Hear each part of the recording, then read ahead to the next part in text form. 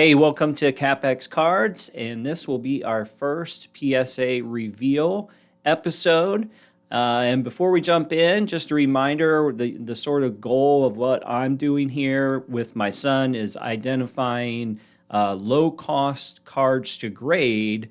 I'm primarily on the so-called vintage side, which for me ends up being about 1970 through 1995.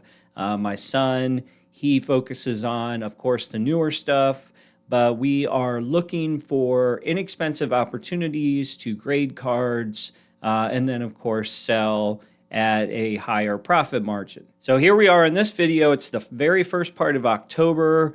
We submitted all the cards you'll see today on August 14th at GameStop, and I picked them up a few days ago, and I've already listed them on eBay.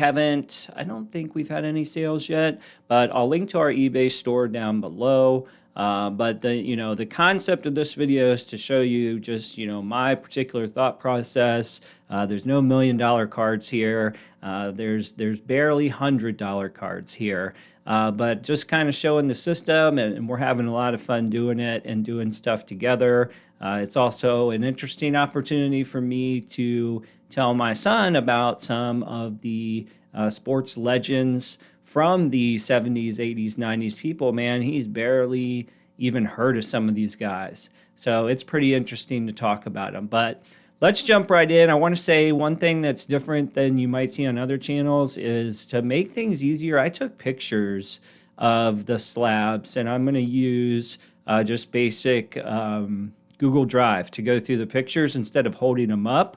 I really struggled in my tests with holding up slabs, to the camera so that they could be focused and everything. So while I was making my eBay pictures, I just saved them, and that's how I'm going to show you stuff today. At the end, I'll show you my spreadsheet of how I kind of looked at this in the buying process and how much, profit potential is in there for each card. All right, first up, we got this 1984 Topps Eric Dickerson rookie card. It got a PSA 8. This is one that I purchased at a card show for $5. The corners and the coloring were super sharp, which is kind of why it caught my eye initially.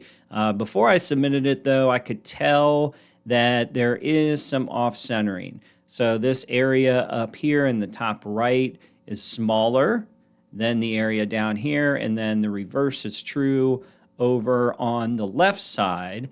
What ended up happening with this Dickerson, for me purchasing it for $5, and we'll just say $25 for grading, it's worth right about the money that was put into it. So I'll show you the spreadsheet at the end, but it's basically an L. On the same token, though, I was able to talk about Eric Dickerson and how badass that this guy was, particularly his first 5 or 6 years in the league. And something you don't see these days out of running backs, this is a long career. I don't know exactly how many years Eric Dickerson played, but he stuck around for a while, especially when you compare to how running backs fall off due to injuries and everything nowadays. So that's Eric Dickerson. The second card here is 1986 Topps Jerry Rice rookie card, very popular card. And this was a card that I already owned from long ago, and I knew it was definitely not going to be a PSA 10. However, the Rice rookie cards have a wide range of value if you can pick them up cheap. I, of course, paid $0 plus the $25 in shipping. This one has a corner, some edge wear, and I'm not really surprised that it got a 6, but when I submitted it, I was hoping for a 7. Next card is this John Elway rookie card from 1984. This is one that I purchased at a card show for $40. And again, it has pretty good centering and pretty good corners. The problem that I knew that existed on this one right off the bat is there is a print mark up here, very small. I don't know if it'll even show on the screen. And then you have a wear mark or some sort of surface ding right there on his arm. But the centering was pretty solid and the corners were sharp, so I took a chance. This was kind of early in our grading journey, so I paid $40. This one should be a pretty strong $120 if all goes through. So 40 plus 25 to grade puts me at 65. I've got it listed on eBay right now for like 130. So we'll see what happens, but there's potential to double up on this one. All right, next up we have one of two 1981 Topps Wayne Gretzky's that I purchased at the same dealer at a card show. So you'll see this one, serial number ends in 595. And they both came back nines, and they were totally twin cards in the sense that there's a little bit, or I should say there's a little bit of extra space at the bottom. But, other than that, these cards were sharp, very, very sharp.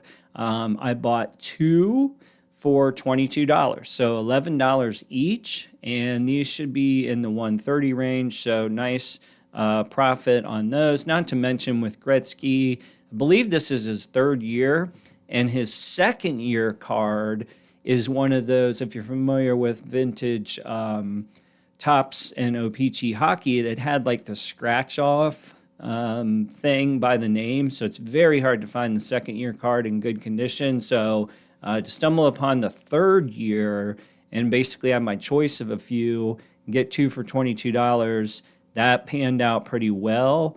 Don't know. Okay, well, you'll have to trust me that there's two Gretzky's because this slide shows it in order. I'll show you the second one in a little bit.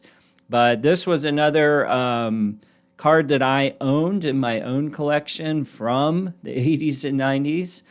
What I found with the cards that I owned way back then is from a grading perspective, when you want to talk about like gem mint, spit shine corners, centering, etc.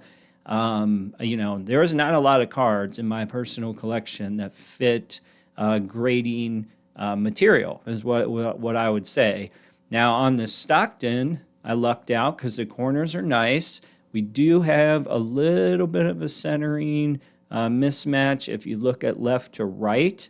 Otherwise, the surface was good. I got a 9.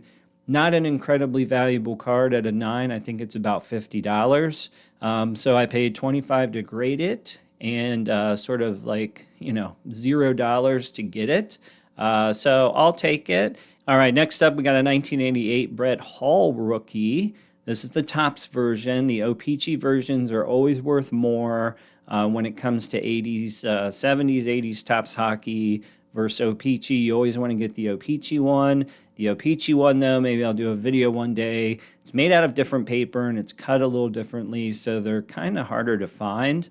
This card, from a fun standpoint, though, this was my first hockey card. This is not the exact copy. When I was going through my cards, my old collection, I found this card. It wasn't grade worthy. I think it had a couple corners. So I searched around on eBay. I wanted to find a really nice one, and I stumbled upon this version. I think I paid $40. We'll see at the end. It's not a huge card. It might be like $100. If I would have got a 10, then we would have been talking. But in this case, I got the 9, and to be honest with you, I don't really know. You could argue, this surface is clean. Maybe that photo, there might be better examples of a more clear photo, not sure. You might be able to pick on the centering if you wanted to get microscopic on it. But it got a 9, and that's where we are. I'm still up on what I paid plus grading. All right, here's our other Gretzky. You can see this one. They're in order, so this one lands at 96. The other one, I think, was 95. Again, like spit shine, twin of its brother. If you wanted to get specific, I would say that this one is probably better centered top to bottom, but less, but I would just say heavier on the left side as I look at it than the right. So maybe you might have just been centering that dinged both of these 9s, except, one was left to right, one was top to bottom. All right, now looking at my spreadsheet here, just to give you guys an example, the Jerry Rice, that was a card I owned. So it was $0 to ship or to buy and ship. Grading was $25. Total cost was 25. Final value was 60. The reason that's in red, it's just a spreadsheet, color modifier or whatnot, because it was not an 8. Usually I'm looking for at least an 8. But anyway, it's still up 25 over 60. We talked about the ELWAY. I purchased it for 40 plus 25 equals 65. That should be worth at least $100, and I have it listed a little bit higher on eBay Marketplace. We'll see what happens. Both of the Gretzkys, I got 2 for 22. At the end of the day, they both cost $36 to get to PSA, from 0 to graded. Total value for each is about $110. So definitely, doing good. That would be the best percentage gain. Dickerson, on the other hand, $5 plus 25 equals 30. That thing's pretty much worth $30. I might be able to list it for higher, but by the time fees and stuff come in, that's just going to be a net zero. All right, Brett Hall. It cost me, I thought that was a little bit more expensive, but it cost me $15 to get a nice copy of the Brett Hall rookie, plus grading equals $40. Card itself is worth about $80, but the bigger win would have been, to get a 10. But here we are, and we doubled up, and that's okay. Lastly, we got the Stockton. Again, I own this one already. One of the very few from my early collecting days that qualified for grading. So I just paid $25 to have it graded. Total cost is $25. Final value is $50. So a double up, but not a huge win. I'm going to scooch this over just a little bit. It's hard to read these. It's hard to fit this whole long spreadsheet into a simple screen, but you can see where the final values were for my cards, and it gives you an idea. If I would have hit, I hit an 8 here. If I would have got a 9, it would have been plus 350, and on the ELWAY, it wasn't going to happen, but I could have got $8,000 on a 10. A lot of these, maybe the Gretzkys, I thought maybe one of the 2 Gretzkys that are worth 110. If I could have just got to 150 on those, then I believe this is the Dickerson. I thought it was a 9, but I understand why I got an 8 on the centering. So that would have been a little bit nicer, but what can you do? And then Stockton and Hall both hit 9s, which was great. If I could have got, that Brett Hall was nice, man. If I could have got $1,000 out of that, that would have led to a lot more money. But here's the tabulations. Basically everything but the Dickerson was profitable, and the total profit numbers, if I get what I've valued them at, that would be $283. Another way to look at it, total cost, $257. And then if everything sells for the final value fee, it would be $540. So $257 to $540 if everything pans out. In regards to this, because a lot of people don't talk about it, there is a cost to sell. Obviously on eBay, it's 13%. If you're at a card show, it's pretty unlikely someone's going to buy a card without asking for a couple nickels and dimes off the price. So that, the final value or the final profit remains to be seen. I will say that in my eBay listings, I took into account the fee structure of eBay. So it should, in theory, bring me up to the full value I've displayed here, or the full profit. However, there's no way to tell if people are going to pay those prices, right? So they're all set at buy now. They're not auctions. And I'll just let them run for 30 days, then sort of reassess. Most of the guys that we have here today, all of the guys that we have here today are sort of like, modern vintage, if you will. So they're not playing. They're not going to get hurt. And if the card market stays strong, they would conceivably, not lose the value of their card. Maybe it goes up 1% or 2% or something like that. We'll have to see. But all in all, this was a great kickoff to our sort of buy to grade system we're working on here on this channel and with my son. So hope you enjoyed it. We'll see everybody on the next video.